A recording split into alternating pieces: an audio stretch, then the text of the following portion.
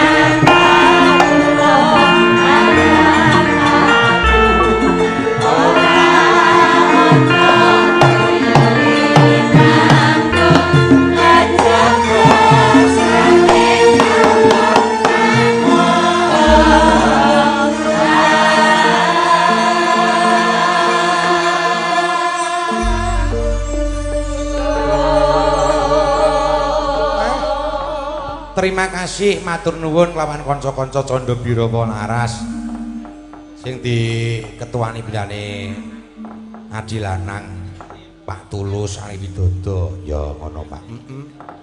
Terima kasih panyengkuyunge Cok. Selamat lebaran. Maaf kalau tahun ini gak ada THR ya. Ya jauh aku ya ora didit kok iki. Ngono, matur nuwun meneh kunjuk ana ngarsane SMS Production. Mas Gepeng. Lemu saiki. Iya. Iki dengaran kok kon ketoke rada trouble ya. Mula sok apa pokoke aja cocok kesuwen ora dinggo. Kesuwen ora dinggo ki marai ora apik. Nggonku ki lho kesuwen dinggo, tak nggoe terus meling-meling kok. Keprak maksude. Keprak kowe. Iya ya. Lan matur sewu sembah nuwun. Ora mung menjalani Mbah Minto uga warga masyarakat Banaran ngaturaken gunging panuwun kalian panjenenganipun Bapak Ridho Mustofa, Ketua Fraksi Gerindra Gunung Kidul. Oh iya, kepareng rawuh. Rawuh, Nduk. Ya. Ugi kagem panjenenganipun Bapak Didi Kuswanto, Sarjana Ekonomi DPRD Provinsi Daerah Istimewa Yogyakarta, Fraksi Gerindra. Oh ngono, kepareng rawuh, kepareng rawuh. Oh ya syukur. Nduk, ya muga-muga wong warga masyarakat pedo nanggap wayang iki sesuk wakil-wakil rakyat iki ya. Do wayangan dhewe-dhewe ngono. Luwih apik neh. Iya ya. Ya sembah nuwun. Ugi para pamriksa sedaya ingkang dalu menika rawuh. Terima kasih juga kepada adik saya Elisa Orkarus Alasu yang sudah datang. Selamat malam juga kepada Tatin Lestari Handayani Titot. Oh iya ya. Suwe orang perlu Tatin. Suwe. Tak sawang saya jebrot. Semakin melar ke samping. Iya ya, Tatin. Kuwi Tatin kuwi ora ngira nek arep dadi pesinden rada keh kancane. Iya, karo Mbak Elisa kuwi. Ya, nek Mbak Elisa nu pancen pendidikane ya dhuwur. Isih perawan S3. Iya ya. Ora pengen rabi to ya. Iya, apa meneh Tatin kuwi nyawa urip-uripan kuwi. Sapa? Tatin. Tatin kok nyawa urip-uripan. Mbiyen cah iki mati nek ora mergo aku kuwi cah kuwi. Apa ya, Mbah? Aku ki penyelamat hidupe Tatin kuwi. Sebabe biyen ki nek ngene, nek wong bayan ki ra ana sing cok jenenge ngokop kawah ngono ya lho. Iya. Lah Tatin kuwi biyen kerep sesek mendelik-mendelik mripate kae. Mergo sesek ana kawahe sing nang jero kerongkongan kuwi mau nduk menutupi jalur pernapasan. Iya. Lah mongko simbok pas lunga nang kali umbah-umbah, jaman biyen durung ana jeding nang nggih omah. Nang kali mongko adoh. Dibengokno ya ora krungu. Lah Tatin kuwi mendelik-mendelik kecil-kecil. Oh ngono. Raine sing maune abang nganti biru kecu ae. Aku terus kalingan nek umpamane Tatin pas ngono kuwi diserot irunge karo simbok. Lah tak tirokke. Tak serot-serot ngono kuwi Tatin nangis tuwer aku mutah-mutah. Jebul kawah sing metu saka rahim ki asin ya, Nduk. Ya mbuh kaya wong aku ora tau dilat kok. Sesuk dilaten nek bayan. Oh ngono ya. Pindho cah kuwi. Nyawane tak slametke iki. Zaman kapan? Zaman do dus-dusan nang ledeng. Ya karo adikku Lili barang kuwi yo karo kakangku Dawiyanto. Dus-dusan. Lah aku gandeng wis gedhe tak jeguran tekan ngendi-ngendi. Heeh. Iline banter ora ngerti nak Tatin kuwi melu jegur. Dikira ki nang ngebak ember. Lelep cah kuwi. Aku ngono iki, lho Tatin nang ndi? Tatin nang ndi? Untunge nduk Gusti iki nak isyarat nitipi nyawa karo Tatin. Lah kok nabrak sikilku karo nabrak sikile kakangku Dawi. Dijunjung aku nyekel sikile, Dawi nyekel tangan. Lah iki apa Tatin? Dadi wis nek dadi wong sugih ora ngenehi aku kowe kuwalah.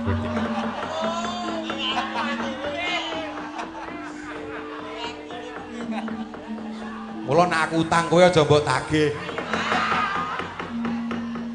Kok ngono modele? Aku jan golek sing tak utangi lali kok. Heeh, Nduk. Iki panjenengane Bapak Didik Wiswanto ngersaki gugur gunung kagem warga Banaran mugi guyub rukun hasil pertanian melimpah. Traktor roda 4 sampun cumawis saking Gerindra. Tepuk tangan saking Gerindra. Banun. Ngene iki lho. Sing menggalihke karo rakyat ngene iki. Dadi keluh kesah apa ki dimirengke, aspirasi diunggahke, dirembuk danan medhun. Ngono kuwi. Mula Candha Birawa ki sesuk arep do sukses ki dititipno aku. Ya.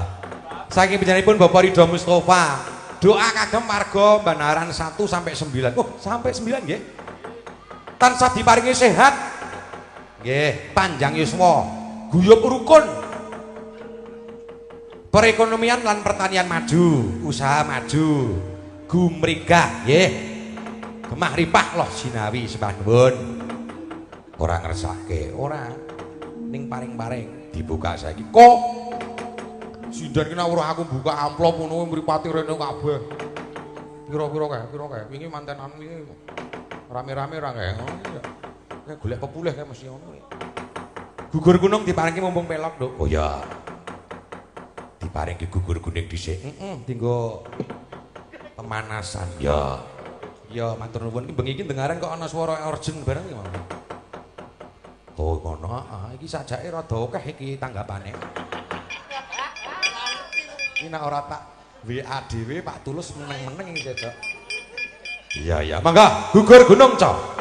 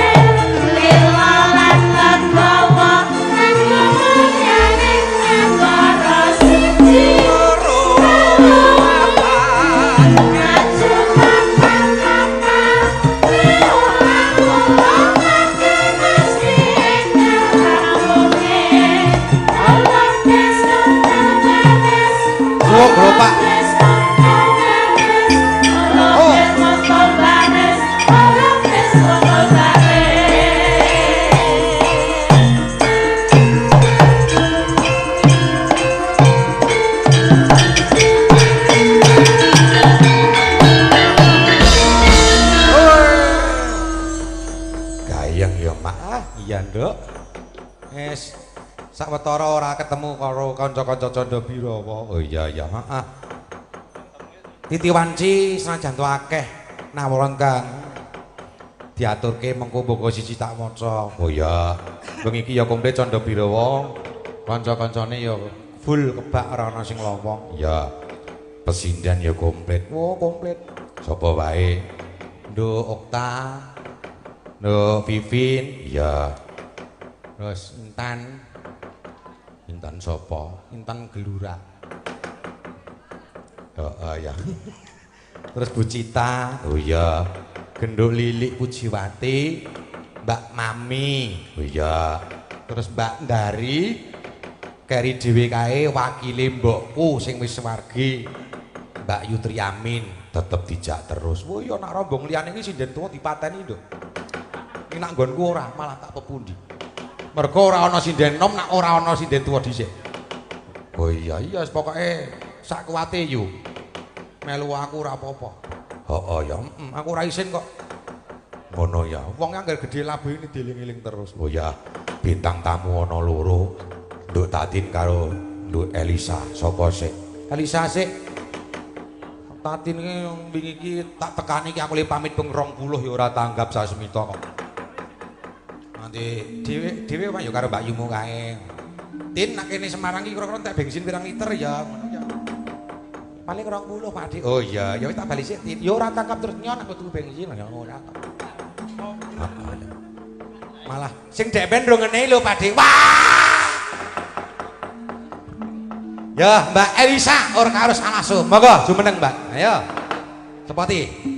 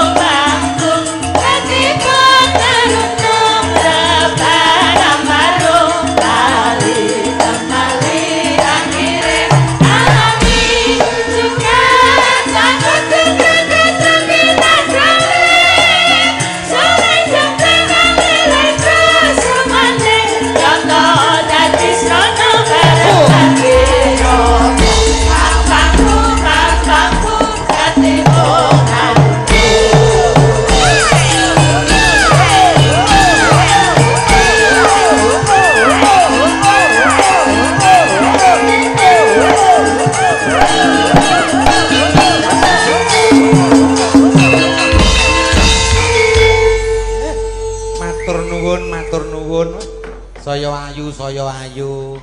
Yes. Bendalu. Yes sapa kok itu? Ya seneng nek jenenge wong wedok di alem bono. Kuwi berarti rasio-sio anggonyo dondon. Apa? Anggonyo apa nih makeup itu? Gone dandan. Kuwi wis direwangi tuku beda di lorong-lorong. Tuku beda nang lorong-lorong. Ya.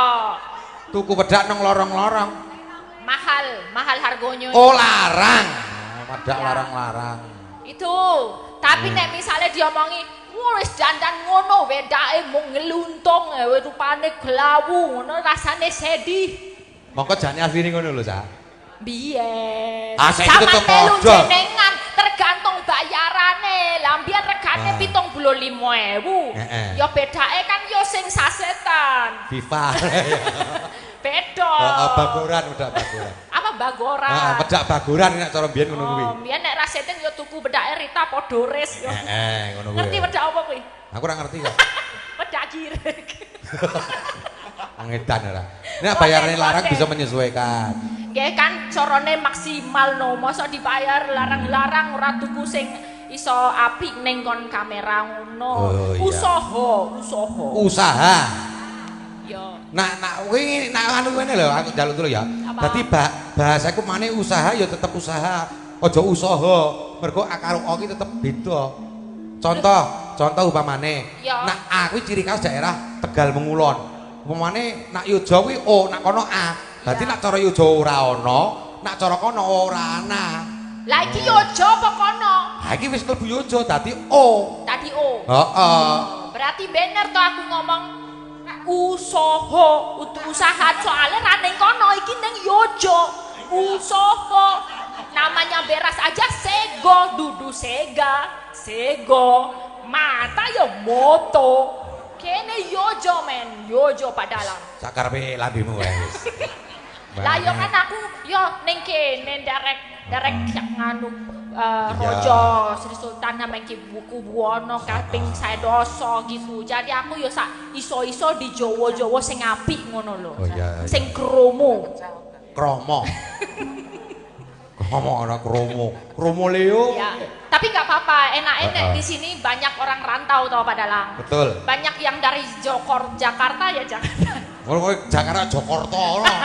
Jakarta loh. Uh-uh. Di sini orang sukses-sukses semuanya. Itu menandakan bahwa Yogyakarta itu bumine subur. Loh. Pancaran nafkah juga mudah. Ya. Sehingga mereka pada tertarik untuk berusaha di daerah Di ning Jogja. Paran dimanapun Betul. juga di Jogja yo ning kono ning diwae sing penting semangat anggone pados rejeki bestine yo diparingi berkah sing lancar. Betul. Dongane. Ya. Ana koran nemblok rai. Apa kuwi? Orang Ya nembok rai. dongake to warga Banaran tak dongake akeh rejeki. Wow. Berpantun ta ki mau. Lah iya to. Ana koran teles keno banyu. Heeh. Warga Kono Banaran sedoyo slamet rahayu. Ya senajan to mboten jelas ning mudeng nggih Pak Bu nggih. Mudeng, sing penting itu tulus hatinya. Oh iya. Dongane. Nak tulus kok ora polos. Ya tulus. Oh, masa ya kuwi tolos. Mas Nah, tulus kayak, nggih ya. derek ngerejeng-ngaken suasanten. Menika sedaya tertib sing wingking kabeh lenggah sing ngajengan kabeh lenggah wong bapak-bapak konten ngajengan lan konten wingking sedaya. Ngajengan. Depan itu ngajengan. Ngarep kuwi bahasane ngajengan. Ngajengan. Ora ngajengan. Ngajengan. Ngajengan. Ngajengan. Ayo. Yo di ngapura yo sak iso-iso to Padalang. Aku ki anggere omong-omong karo kowe iki mesti aku dredeg kok sa. Lah sebabe apa? Ya sebabe aku ki mengko darani sing marahi ki aku. Wong aku dalang ora tau saru asline ki aku. Yo ora. Marai kan akeh kawruhe. Aku senadianto sekolah tapi kalah pengalaman nek karo Pak Dalang. Panjenengan mayang jadi dalang dari tahun pinten? Dari tahun 93. Loh, aku lagi lahir itu. Berarti kan udah berpuluh-puluhan tahun jadi dalang. Jadi aku yo ngangsu kawruh kalih panjenengan. Senadianto sing diajarke ki macem-macem malah nek apik terus yo ora gayeng. Kudu ana sing elek. Oh, kudu ana sarune barang. Kudu ana. Oh, nak ngono sesuk kita bersaru apa piye? Saru ki piye? Maksudnya berembuk ngono lho. Oh iso iya. ngompake iki mengko dagelane saru ning ora ketok melok piye lho. Oh iya beres. Ya aku diajari to koyo. Oh beres aku tukang ngajari. Remuk kabeh kok sing tak ajari. Oke. Waktu itu 93 aku masih SMP kelas 2. SMP udah melalang buana ya. Wah, luar biasa. Mugi-mugi Pak Dalang anggene babar lakon menika semakin ngeremboko, banyak yang menyukai, kondang kaloko. Ya. Dirimu tak dongake. Apa? Sukses sing dadi cita-citane. Nek sekolah nek wis lulus terus tak dongake ndang kek rabi yo. Lah ngopo sih kok kepengen selak nyumbang? Panganan kae nak suwen disinggahke iki mutur. Mutur itu apa? Tukul jamure. Apa? Tukul jamure. Apa sing jamur apa? Eta. Sing jamuren apa? Omong karo wong ora tanggap ki lek iki meksa kudu saru to ki aku. Apa sing jamuren? Sing apa? jamuren kuwi niatmu. Oh, selak Ngono gak lho. pengen jadi gak pengen nikah. Tertunda untuk menikah, tertunda untuk punya anak. Lho sesuk nek kowe ketuaan yo ora duwe anak piye? Ya ora apa-apa sing Lah, penting ya. sukses. Gusti Allah klik gawe gegawean nggonmu kuwi ra njok mubadir. Wong ora kanggo. Oh ngono. Oh. Ya tapi kan kudu golek priyo. Apa? Priyo. Priya. Ya, kira-kira priyo kaya ngopo sing wangun karo aku? Sing Karene Pak Dalang. sing sikile siji. Kok sikile siji? Loh, maksudnya adek-adeki hanya satu. Oh. Adek-adeki wong bebojoan itu hanya mencari bahagia. Oh iya, wis apik lah. Lan Ya tentrem. ndongake aja yang Ya, penting dapat betul. jodohnya. Nek Siap. bojo gampang, nek jodoh rada angel. Pancene ya. Ya Nek toh. bojo wae ping pira-pira Bola-balik kan bisa. Nggih niki kula mboten piyambak tadi ada permintaan dari Mbah Lurah. Ilir-ilir kula kalih Mbak Tatin nanti yang ngaturaken. Iya. Tatin kon ngadeg ya? Lah yo no. Oh ya wis yo. Nduk Tatin tidak sepoti sisan yo. Woi.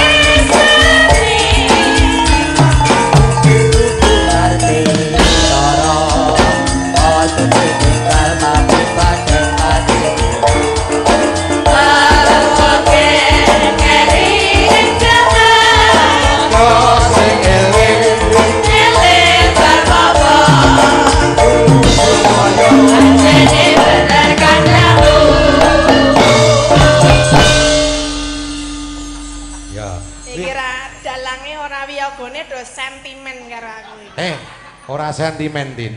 Lah ngapa? Sing jelas kowe iki medeni. Lah ngapa kok medeni? Lho kowe ngadeg ngono kanca-kanca wis langsung stuck kok. Langsung piye to? Langsung jon. Waduh, ngono kuwi tadi. Berarti pamorku luwih gedhe. Pamorku luwih gedhe. Nak pamor ora nak awak aku percaya. Wong Elisa lho, silakan Elisa berdiri langsung do cek mbasane aku ngadeg kok meng do meneng wae iki karepe piye iki? Hah? Lah ya sinden sing beraura gendruwo ya tadi. Dadi medeni.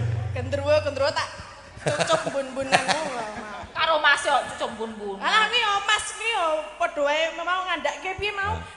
Anu aku 2 kali. Menyelamatkan aku 2 kali. Timbangane aku duwe utang budi, siji nyedot, loro apa mau? Kejegur kali. Kejegur kali saiki tak sedote. Genti.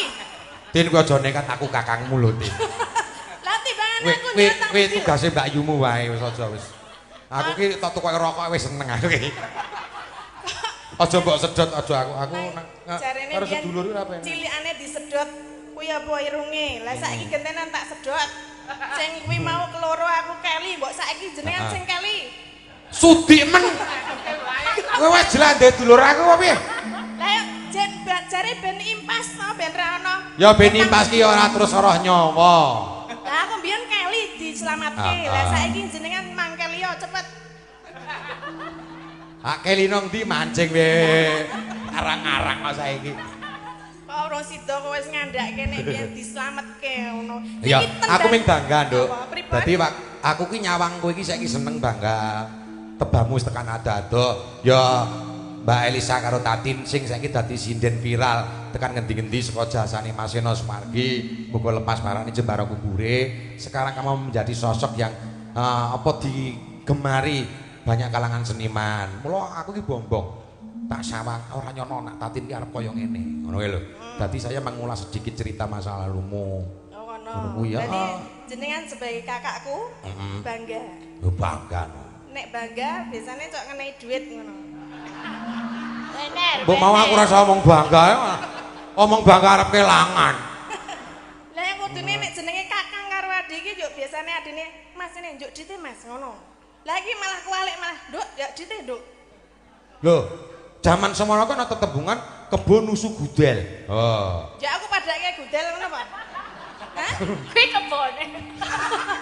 Kayak kebone kowe apane? Aku. Apa? Aku sing tuku. Kok ora muni. Golek slamet kuwi. Akar muni Elisa teleke ngono akar. Ya wis. Nggih menika sowan yang kedua kali saya di sini wis tau sowan mrene. Kalau tahun wingi nggih ten mriki kalih Mbah Lurah. Niki kula lantaran mriki mergo Mas kula Mas Dawi. Niki kan kerjane ten kuwi lho Wonogama. Oh, Wonogama kono. Lah yo nang kono Wonogama ki jaga kidang apa? Jaga macan, jaga gudel bareng ngono. Ora kecokot ya. Nggih karena Mas Dawi. Mbok yo kon pindah nggonku Semarang kono jaga rum malah lumayan. Oh kuwi rak yo gaweanmu bentinane. Nek Mas Dawi nang kene terus kenal Mbah Lurah terus akhirnya kenal dengan saya dan ini yang kedua kalinya mengajak kita semua rombongan Condo Birwa matur sembah nuwun. Matur nuwun. Saged boyong sak grup Condo Birwa. Betul, Nduk. Ya, iki mau yo akeh-akeh pamundutan. Muga matur nuwun lawan para kadang seniman-seniwati sing mriksani lho mantan live streaming, akeh banget panuwunan.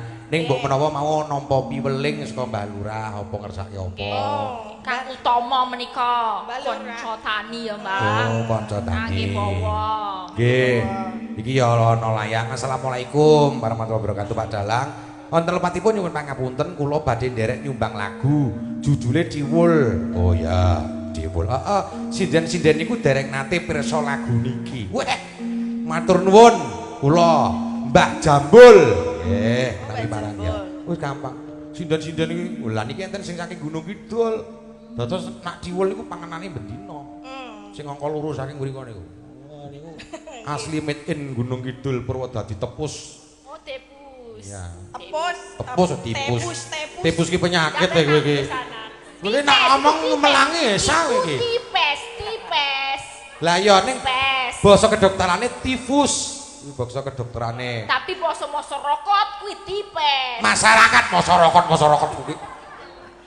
Aku selendino awar iki wis paham. Aku le judeg wis ket biyen nek karo iki. Jenengan lagi saiki. Kok kowe ora edan wis bejo lho din iki. Lah ya aku wis. Aku ki omong ge sedhela ngumet sirahku. Karakter Elisa ya ngono kuwi sing penting do paham. Niku nggih enten pamundutan lagu menika nganti tak tulisna kene saking SKK Satuan Keamanan Kampus Wonogomo menika rombongane Pak Dedawi nyuwun gubuk asmara. Terus menika dari Pak Kasman Glodongan Bawen. Glodokan. Heeh, Glodokan ya. Ya, Glodokan Bawen Kali Pak Kadus kali Cecep Wonosobo menika nyuwun podang kuning sampun transfer 100.000 rupiah. Oh iya. Nggih, menika sampun. Nggih. Iki aku juga ada dari Mbah Kismi transfer 100.000 nyuwun Caping Gunung. Ya. Oh, Caping Gunung. Nggih. Oh iya, sing dhisik diparingi monggo. Menika spesial Mbah Lurah. Mbah Lurah dulu. Mbah Lurah dulu. Nomor 1. Oh, berarti ini bawane ku duet ya? Nggih. Duet ya. Ya. Nggih, menika nggih nyuwun Ibu nggih kanca tani. Oh, kanca tani. Ya. Ben masyarakat kene iki pertaniane do subur makmur gemah ripah Allah jinawi nggih Bu. Itulah yang diharapkan ben saya maju. Ngono. Amin. Ayo, Nduk, coba kaya ngapa? Kanca tani ne ya. Arep kanca tani apa? Ngono sih. Kanca tani sih. Nggih, kanca tani. Siap. Monggo.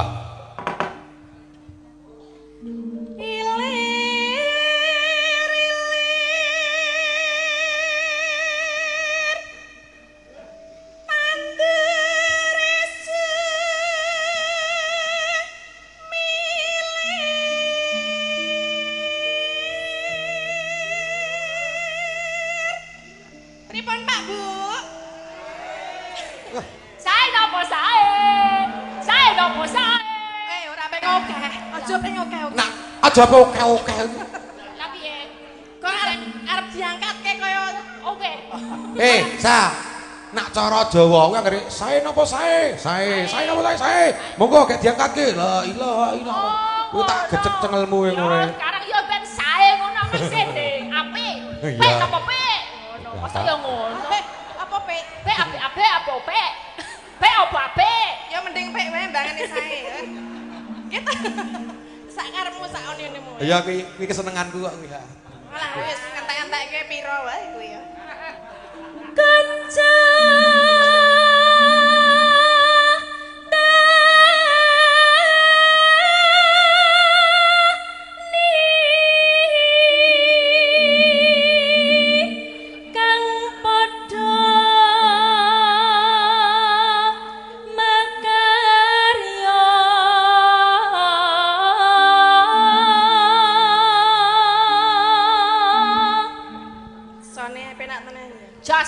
Oh, lah iki. SMS gitu loh. SMS. Selamat tak jumpa.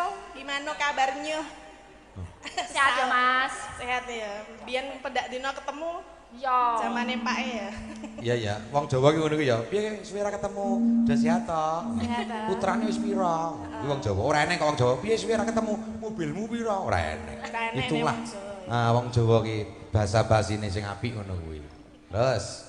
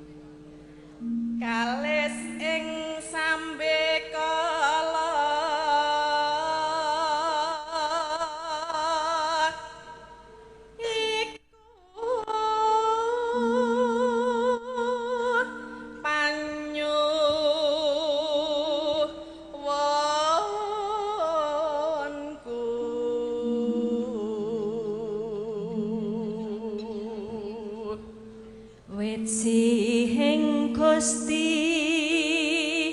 kawula kanca tani yakti saka guru negeri barang uga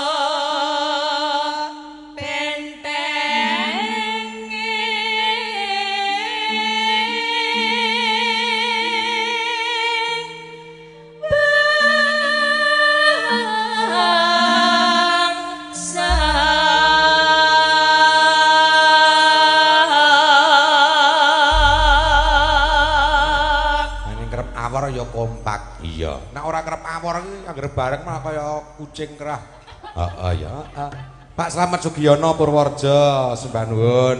Nggih. Ing rawuhipun wonten streaming Pak Rohadi, Pak Kasman Glodokan, Dek Yanti Pusporini dan yang lain. Nggih menika dipun streaming 2 channel nggih. Nggih. Putra Jawa Channel kalian Jogja Live. Jadi mungkin panjenengan gadah saudara ingkang wonten luar Banaran mriki mang share mriksani ya wonten live YouTube ya, oke. Putra Jawa Channel kalian live Jogja.